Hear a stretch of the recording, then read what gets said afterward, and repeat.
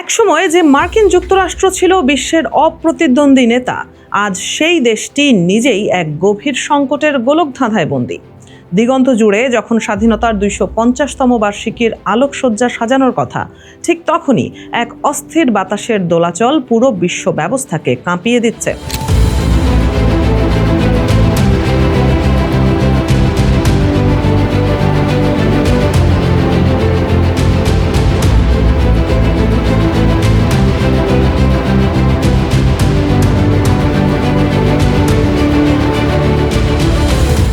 একদা যে দেশ গণতন্ত্রের বাতিঘর হিসেবে পরিচিত ছিল, আজ তা তার নিজস্ব উজ্জ্বলতা হারিয়ে অন্ধকারে নিমজ্জিত হওয়ার অপেক্ষায়।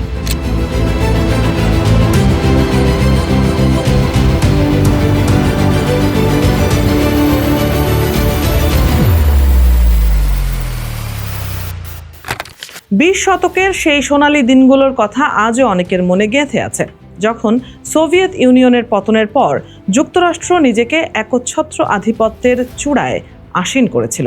তখন মনে হয়েছিল এই বিশ্ব ব্যবস্থা হয়তো অনন্তকাল টিকে থাকবে। কিন্তু ইতিহাসের পৃষ্ঠা উল্টে দেখলে বোঝা যায় কোনো আধিপত্যই চিরস্থায়ী নয়, এবং মার্কিন যুক্তরাষ্ট্রের ক্ষেত্রেও তা প্রমাণিত হয়েছে মাত্র ৩৫ বছরের ব্যবধানে। অথচ এই উত্থান বা পতনের সমীকরণ বুঝতে আমাদের ফিরে যেতে হবে সেই ঊনবিংশ শতাব্দীতে। তখন বিশ্ব শাসনের চাবিকাঠি ছিল ইউরোপীয় শক্তির হাতে। বিশেষ করে বিশাল সামুদ্রিক সাম্রাজ্য আর বাষ্পীয় শক্তির জোরে যুক্তরাজ্য একচ্ছত্র শাসন চালাতো। কিন্তু সময়ের চাকায় ভর করে সেই চিত্র বদলাতে শুরু করে। ঊনবিংশ শতাব্দীর শেষ ভাগে দৃশ্যপটে আবির্ভাব ঘটে যুক্তরাষ্ট্রের। দ্বিতীয় শিল্প বিপ্লবের হাত ধরে দেশটি রসায়ন, বিদ্যুৎ আর জ্বালানি শিল্পে এমন এক অভূতপূর্ব গতি সঞ্চার করে যা বিশ্বকে এক নতুন ধারায় পরিচালিত করে। ইউরোপের পুরনো শক্তিগুলোর আধিপত্য তখন টলমল করতে শুরু করেছে, যার ইঙ্গিত পাওয়া যায় জার্মানির উত্থানের মাধ্যমে। একদিকে এশিয়ায় জাপানের শিল্পায়ন এবং অন্যদিকে যুক্তরাষ্ট্রের বিশাল অর্থনৈতিক সক্ষমতা বিশ্ব রাজনীতির মেরুকরণ বদলে দিতে শুরু করে। ১৯১৪ সাল নাগাদ যখন যুক্তরাষ্ট্র বিশ্বের বৃহত্তম অর্থনীতির দেশ হিসেবে প্রতিষ্ঠিত হয়, তখন থেকেই বুঝতে বাকি ছিল না যে বিশ্বমঞ্চের নিয়ন্ত্রক এখন আর লন্ডন বা প্যারিস নয়, বরং ওয়াশিংটন। প্রথম বিশ্বযুদ্ধের পর ইউরোপ যখন কার্যত ধ্বংসস্তূপের ওপর দাঁড়িয়ে, তখন যুক্তরাষ্ট্রই হয়ে উঠেছিল মহাদেশটির ত্রাণকর্তা বা প্রভু। কিন্তু দুর্ভাগ্যজনকভাবে শান্তি প্রক্রিয়ায় নিজের দায়বদ্ধতা এড়িয়ে যাওয়ার মাধ্যমে দেশটি এক বিশাল ভূ রাজনৈতিক ভুল করে ফেলেছিল। নিজের গুটিয়ে নেয়ার নীতি যেন কাল হয়ে দাঁড়িয়েছিল যুক্তরাষ্ট্রের জন্য। অভ্যন্তরীণ মুদ্রাস্ফীতি আর বেকারত্বের অভিশাপ ধাবিত করছিল এক ভয়াবহ মহামারীর দিকে, যা শেষমেশ বিশ্বকে ঠেলে দেয় দ্বিতীয় বিশ্বযুদ্ধের দাবদাহে।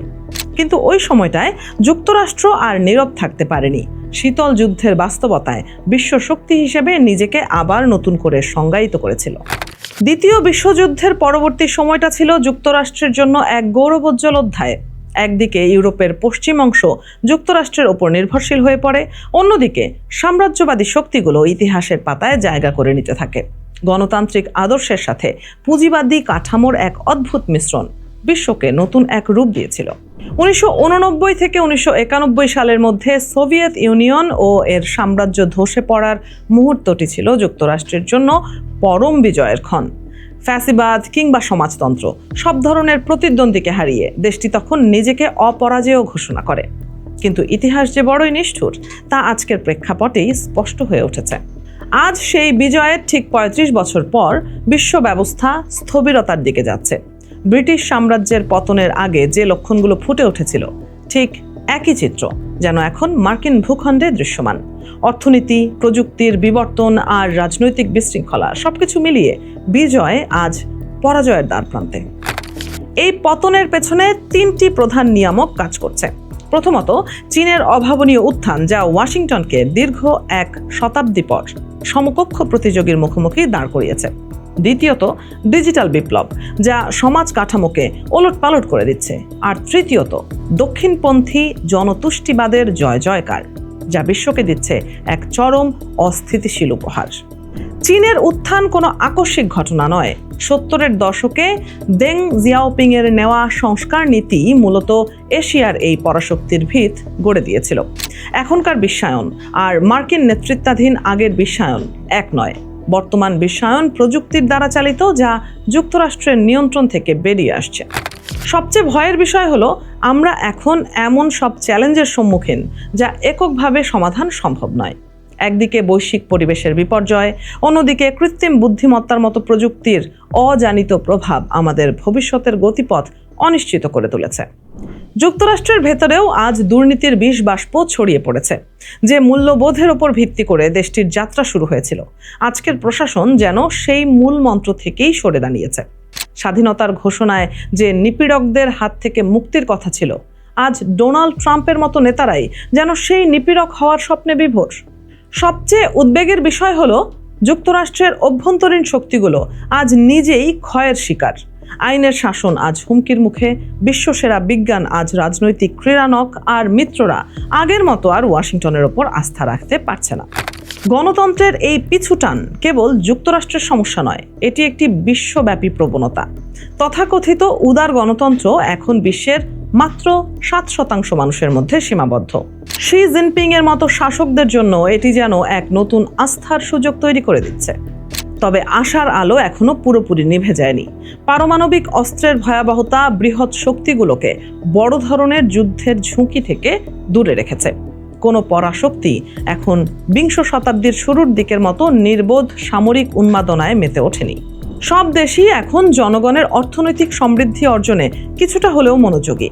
দ্বিতীয় বিশ্বযুদ্ধের পর যে উন্নয়নের জোয়ার তৈরি হয়েছিল, তা মানুষের মধ্যে আরও ভালো থাকার এক নিরন্তর তাগিদ সৃষ্টি করেছে, যা টিকিয়ে রাখাও এক বিশাল চ্যালেঞ্জ। তবু বাস্তবতা হলো আমরা এমন এক সন্ধিক্ষণে দাঁড়িয়ে আছি যেখানে গত 35 বছরের গড়া বিশ্ব ব্যবস্থা ধূলিসাৎ হতে চলেছে। যুক্তরাষ্ট্র যে দেশটির ওপর ভিত্তি করে এই আধুনিক বিশ্ব দাঁড়িয়েছিল, আজ সে নিজেই নিজের ভিত কাঁপিয়ে দিচ্ছে। আমরা বারবার ইতিহাস পড়ি, অতীত থেকে শিক্ষা নিতে চাই, কিন্তু ইতিহাস আমাদের শেখায় যে মানুষ সবচেয়ে বড় যে শিক্ষা পায় তা হলো মানুষ কোনোদিনই ইতিহাস থেকে শিক্ষা নেয় না।